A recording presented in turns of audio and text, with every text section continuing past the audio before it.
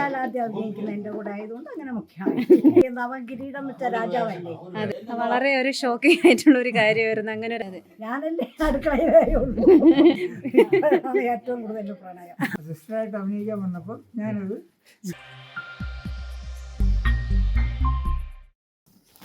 1978 V Ashok കുമാറിന്റെ സംവിധാനത്തിൽ പുറത്തിറങ്ങിയ ചിത്രമായിരുന്നു തിരനോട്ടം. മലയാളത്തിലെ പ്രിയപ്പെട്ട നടൻ മോഹൻലാലിനെ വെള്ളിത്തിരയിലേക്ക് എത്തിച്ച ആദ്യ ചിത്രം കൂടിയാണിത്. നമ്മുടെ ലാലേട്ടന്റെ ആദ്യ നായികയെ അഭിനയിച്ച മുടവൻ മുകൾ വസന്തകുമാരിയും നടനും സംവിധായകനുമായ ഭർത്താവ് കല്ലേൻ കൃഷ്ണദാസുമാണ് ഇന്ന് നമുക്കിപ്പോൾ ഉള്ളത്. ഒരാളെ നേരിട്ട് കാണാൻ പറ്റിയതിൽ പേരൊന്ന് പറയാമോ? മുടവൻ മുകൾ വസന്തകുമാരി. മുടവൻ നമ്മുടെ പുഴപ്പുര മുടവൻ. അതായത് ലാലേട്ടന്റെ വീട് അവിടെയാണല്ലോ. അപ്പൊ എങ്ങനെയായിരുന്നു ഈ മൂവിയിലോട്ട് വരാനുള്ള ഒരു ആരായിരുന്നു സജസ്റ്റ് ചെയ്തത്? അതിൻ്റെ പ്രൊഡ്യൂസർ വന്നിട്ട് എൻ്റെ കൂടെ നാടകമൊക്കെ അഭിനയിച്ചുകൊണ്ടിരുന്ന ആളായിരുന്നു, പാറ്റല്ലൂർ ശശി. അപ്പോൾ അദ്ദേഹം ഒരു മൂവി എടുത്തപ്പോൾ ഞാനും ആ സിനിമയിൽ വേണമെന്ന് നിർബന്ധമായിരുന്നു. അന്ന് ഞാൻ അടൂർ ജയ തിയേറ്റേഴ്സിലായിരുന്നു. അവിടെ നിന്നാണ് ഇതിൽ അഭിനയിക്കാൻ വേണ്ടി വന്നത്. എന്തായിരുന്നു ആ സമയത്തുള്ള ഒരു വീട്ടിൽ നിന്നൊക്കെ എങ്ങനെയായിരുന്നു അന്നൊക്കെ ഇങ്ങനെ സിനിമയിൽ കയറാന്ന് പറയുമ്പോൾ?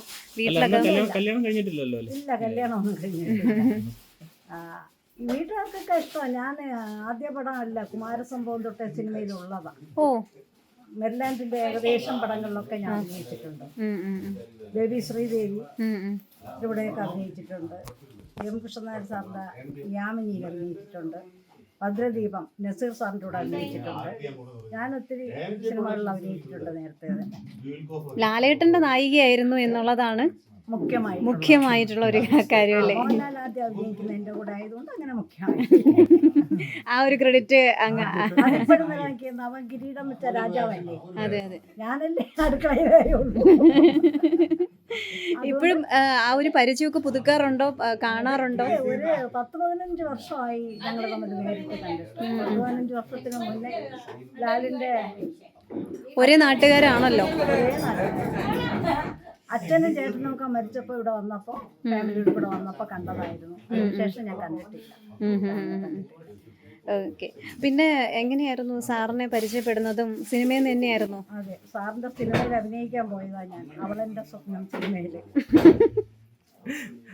പേര് പോലെ തന്നെ അന്വർത്ഥമാക്കിയ പേരല്ലേ? അദ്ദേഹത്തിന്റെ എല്ലാ പടത്തിലും പിന്നീട് അഭിനയിച്ചിട്ടുണ്ട്. അസുരവരാത്രി, ഡേഞ്ചർ ലൈറ്റ്. അപ്പൊ ലവ് മാരേജ് ആയിരുന്നു? Love marriage. എങ്ങനെയായിരുന്നു ആദ്യത്തെ പ്രണയം? ആരാണ് പറഞ്ഞത്? ഞങ്ങൾ രണ്ടുപേരും പറഞ്ഞിട്ടില്ല. ഏറ്റവും കൂടുതൽ പ്രണയം. ശരിക്കും ഈ പ്രായത്തിലാണ് പ്രണയം വേണ്ടതല്ലേ? ഞാൻ ഇൻഡിപെൻഡൻ്റ് ആയിട്ട് ചെയ്തതിന് ശേഷവും ഞാൻ എൻ്റെ ഗുരുക്കന്മാരുടെ അസിസ്റ്റൻ്റായിട്ട് അസോസിയേറ്റഡ് വർക്ക് ചെയ്യാറുണ്ട്. മറ്റേ മധുസാറിൻ്റെ പടങ്ങളാണ്, മധുസാറിൻ്റെ എല്ലാ പടങ്ങളും ഞാൻ തന്നെയാണ് അസിസ്റ്റ് ചെയ്യുന്നത്. പ്രിയ മുതൽ പ്രിയ സതീശ് സിന്ദൂരച്ചപ്പൊക്കെ കൈതപ്പൂ വരെ അദ്ദേഹം 15 സിനിമ ഡയറക്റ്റ് ചെയ്തിട്ടുണ്ട്. അതറിയാവോ? അറിയത്തില്ല.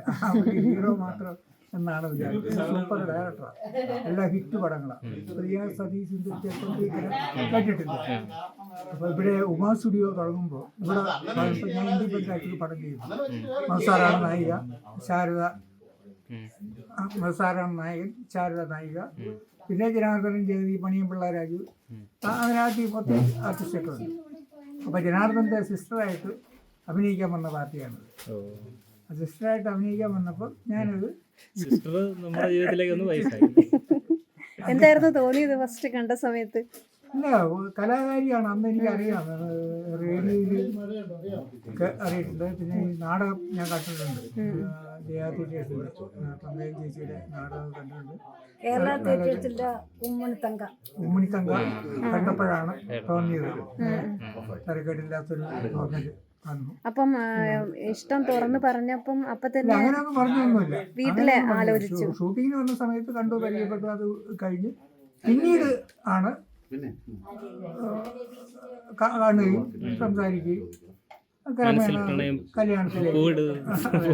അല്ല, കൂടുതൽ ഒരുപാട് ഗ്യാപ്പൊന്നും കൊടുത്തില്ല. അതിനു മുമ്പേ വീട്ടുകാരായിട്ട് തന്നെയായിരുന്നു അറിഞ്ഞു, എല്ലാവരും അറിഞ്ഞുകൊണ്ട് തന്നെ.